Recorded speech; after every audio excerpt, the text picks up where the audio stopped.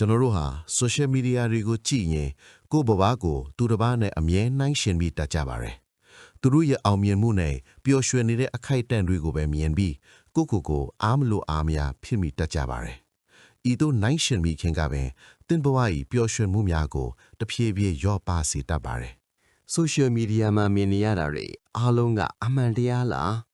အခုပြောပြမယ့်ပုံပြင်လေးကိုတစ်ချက်လောက်နားထောင်ကြည့်ပေးပါ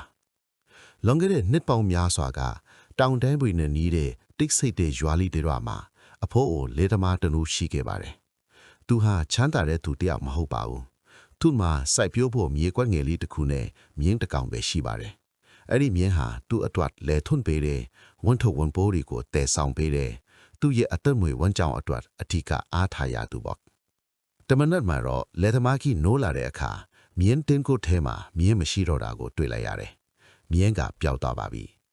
ဒါကိုတိတဲ့ရွာသားတွေကရောက်လာပြီးဒါဟာတကယ်ကိုကန်ဆိုးတာပဲ။ခမည်းကစင်းရသားကဆိုမှအခုတော့တကောင်သေးသောမြင်းလေးပါမရှိတော့ဘူး။ခမည်းဟာတကယ်ကိုကန်မကောင်းတဲ့သူပဲလို့ဖြိုကြတာပေါ့။လေသမားကြီးကအေးဆေးဆေးပဲနားထောင်ပြီးဖြစ်မိန်တာပဲလို့ပဲပြန်ပြောခဲ့ပါတယ်။ရက်အနေငယ်ကြာတဲ့အခါမှာတော့အဲ့ဒီမြင်းဟာပြန်ရောက်လာပါတယ်။ဒါပေမဲ့သူတကောင်သေးပြန်လာတာမဟုတ်ပါဘူး။သူ့နောက်မှာတောင်ပေါ်ကတောမြင့်ရိုင်းအုပ်စုကြီးကိုပါခေါ်လာခဲ့တာပါ။အခုဆိုရင်လေသမားကြီးဟာရွာထဲမှာမြင်းအများဆုံးပိုင်တဲ့သူဖြစ်သွားပါပြီ။ရွာသားတွေကတခုတ်ပြန်ရောက်လာပြီးခမည်းတကယ်ကန့်ကောက်တာပဲ။အရင်ကဆင်းရဲခဲ့ပေမဲ့အခုတော့ခမည်းဟာချမ်းသာတဲ့သူဖြစ်သွားပြီလို့ချီးမွမ်းကြပြန်ပါတယ်။လေသမားကြီးကတီတီငိမ့်ငိမ့်နဲ့ပဲဖြစ်နိုင်တာပဲလို့ပြန်ပြောခဲ့ပါတယ်။မကြခင်မှာပဲလေသမားကြီးရဲ့သားချစ်သူဟာအဲ့ဒီမြင်းရိုင်းတွေကိုရင်ပေါင်းအောင်လေ့ကျင့်ပေးစတင်လာပါတယ်။ဒီနေ့မှာတော့သူဟာမြင်းပေါ်ကပြုတ်ကျဲပြီး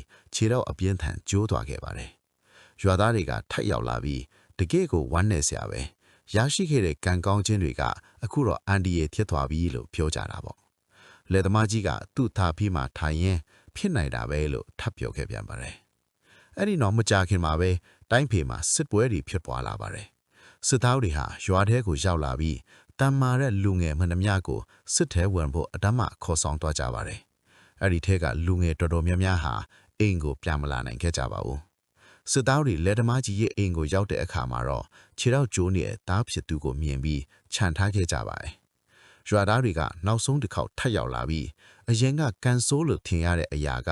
အခုတော့ခမားသားရဲ့အသက်ကိုကယ်တင်လိုက်တာပဲလို့ပြောကြတာပေါ့။လက်သမားကြီးကတော့ညင်သားစွာပဲဖြစ်နိုင်တာပဲလို့ပြန်ပြောခဲ့ပါတယ်။ဤပုံပြင်ဒီဘဝ၏အဖြစ်ပြက်တစ်ခုတည်းကိုကြည်ရင်ကံကောင်းခြင်းကံဆိုးခြင်းဟုအလျင်စလို့အစမ်းဖြတ်မပေးသင့်ကြောင်းကိုဖော်ပြနေတဲ့တသနာတစ်မျိုးပါပဲ။ social media တွေဟာကျွန်တော်တို့ကိုဘဝရဲ့အပိုင်းစိတ်ကလေးတွေကိုပဲပြတာပါ။ဖြစ်ဖြစ်မှန်ဇာတ်ကြောင်းတစ်ခုလုံးကိုမပြပါဘူး။ကျွန်တော်တို့ဟာသူတစ်ပါးရဲ့အောင်မြင်မှုကိုမြင်ရပေမဲ့သူတို့ရဲ့ရုန်းကန်ရမှုတွေကိုမမြင်ရဘူး။သူတို့ရဲ့ပျော်ရွှင်မှုကိုမြင်ရပေမဲ့နောက်ထပ်ဘာဖြစ်လာမလဲဆိုတာကိုမသိနိုင်ပါဘူး။ကျွန်တော်တို့ဟာကိုယ့်ဘဝကိုသူတစ်ပါးနဲ့နှိုင်းယှဉ်နေတဲ့စိတ်အေးချမ်းမှုကိုဆုံးရှုံးနေရအောင်ပါ။ပျော်ရွှင်ခြင်းဆိုတာအများကြီးပိုင်ဆိုင်ခြင်းကလာတာမဟုတ်ပါဘူး။လက်ရှိအခြေအနေကိုလက်ခံခြင်းကနေပဲလာပါတယ်။နှိုင်းယှဉ်နေခြင်းတွေကိုရပ်တန့်လိုက်ပါ။ကိုယ့်ဘဝကိုကိုယ့်ဘဝအတိုင်းပဲတန်ဖိုးထားရှင်တန်ပါ။ယခုဗီဒီယိုလေးကတင့်အတွက်အကျိုးရှိစေမယ်လို့မျှော်လင့်ပါတယ်